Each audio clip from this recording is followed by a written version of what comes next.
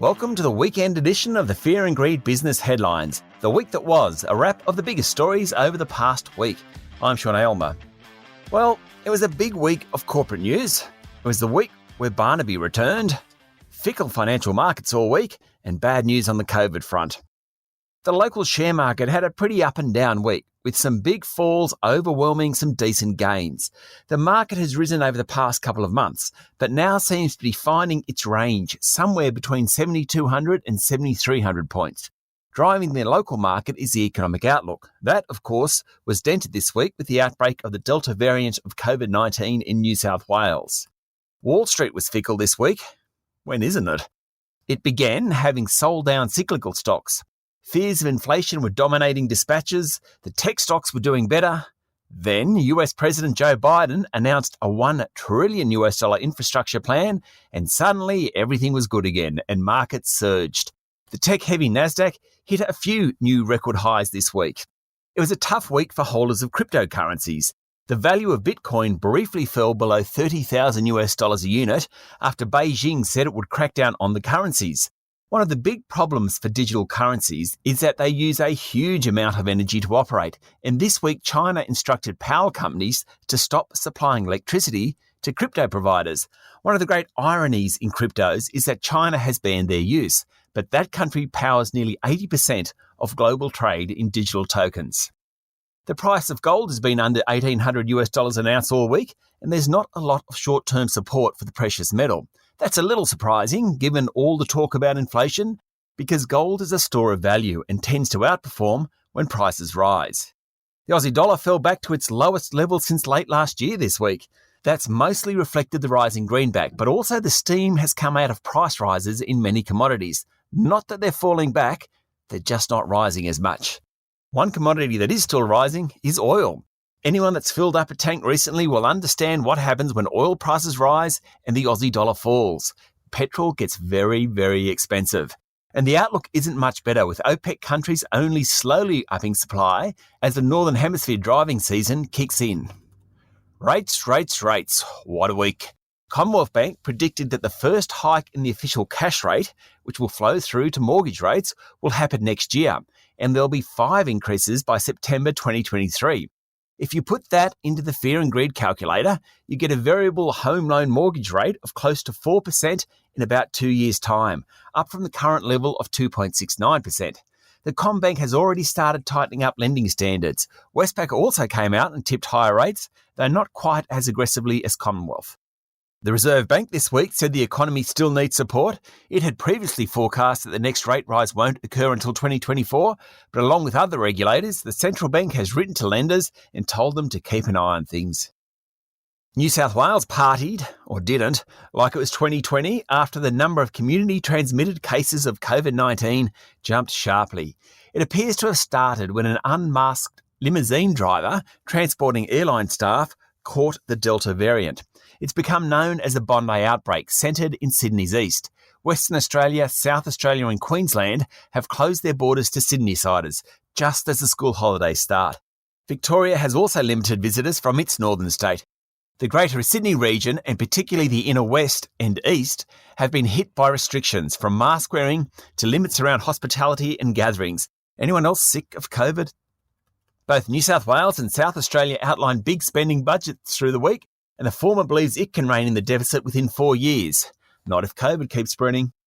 Australia's trade surplus hit a record high of $13.3 billion in May, up 30% on the previous month, thanks to higher exports of iron ore to China. And household wealth also hit a new record during the March quarter.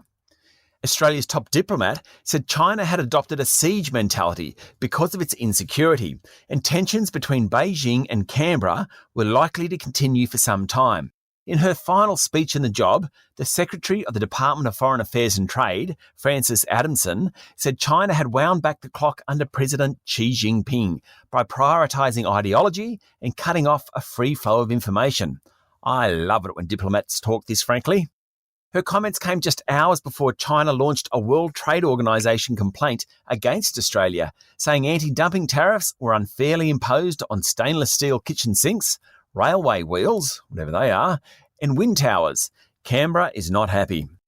There was the story this week about superannuation and the reduction in take-home pay most of us will feel from next week when the superannuation surcharge increases from 9.5% to 10%.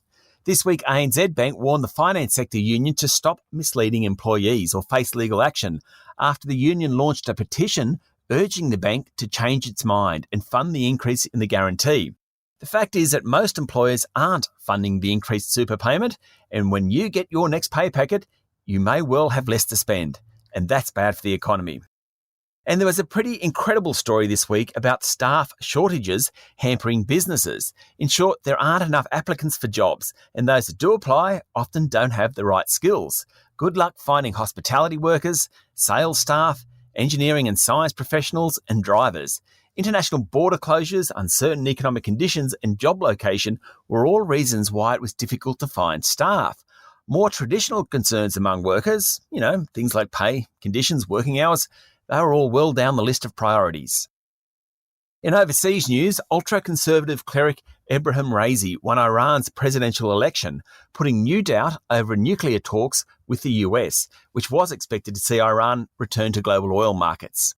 Indonesia's Garuda Airlines, which 10 days ago was suspended from the Jakarta exchange for not paying its bills, lost $3.3 billion last year, and it's considering dropping routes, including Jakarta to Sydney. The airline has already said it will stop flights to Melbourne and Perth next month.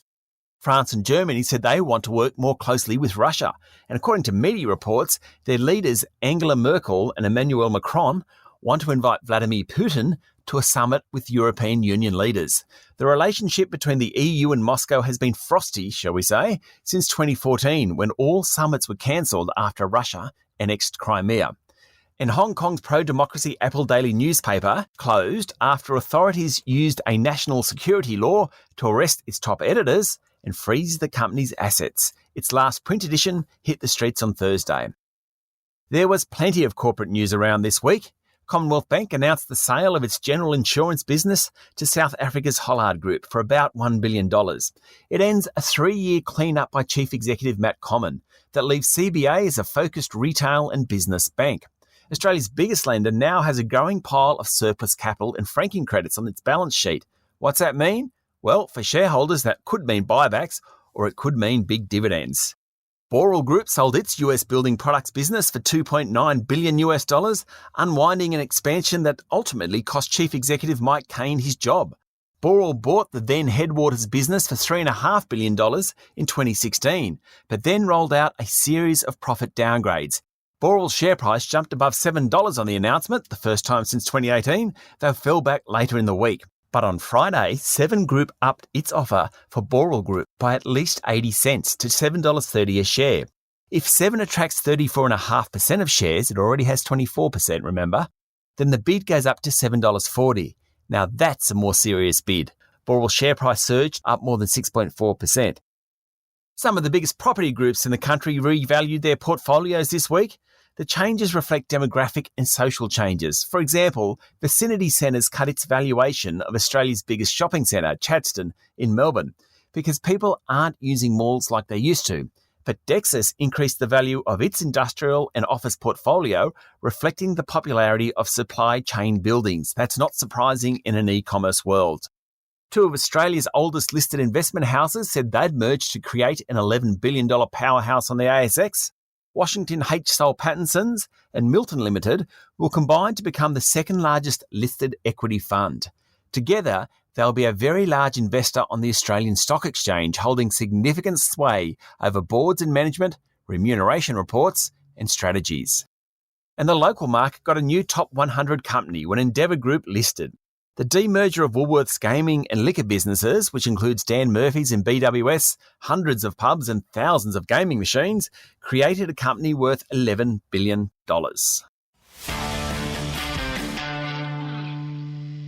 Now I get to the point in the program where I go through the biggest story of the week, the sleeper story, the most remarkable story, and my favourite story. The biggest story of the week was Barnaby. The big man is back, leading the National Party, pestering all and sundry. Barnaby Joyce is a divisive figure in Australian politics. He had an affair with a staffer, resulting in a child. He lost his gig as Deputy Prime Minister and leader of the Nationals. The two are now together and, judging from the pictures this week, happy, so good on them. But it's not a good look for the leader of the most conservative major party in the country.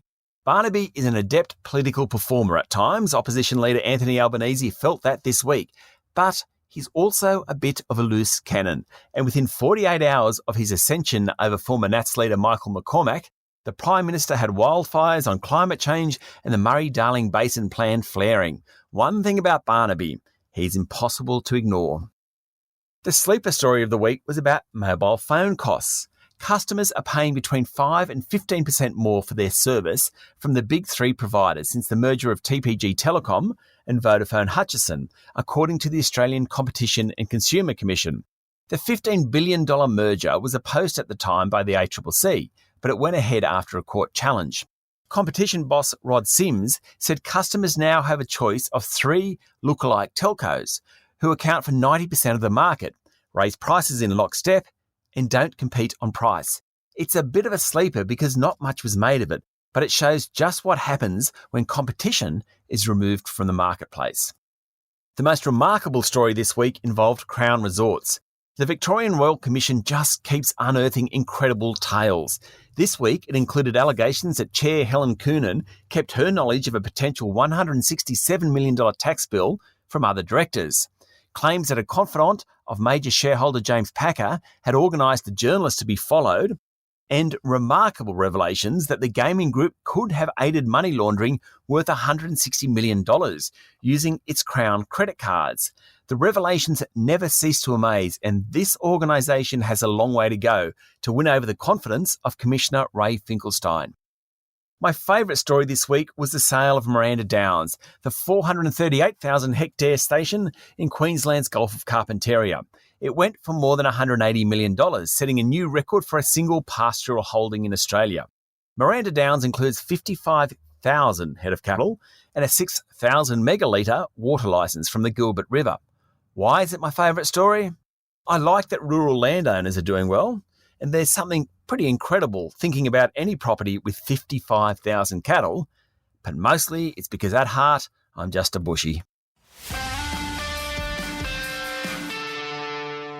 And that's everything you need to know from the last week. I'm Sean Aylmer. I'll be back on Monday morning with the Fear and Greed business headlines. I look forward to your company then.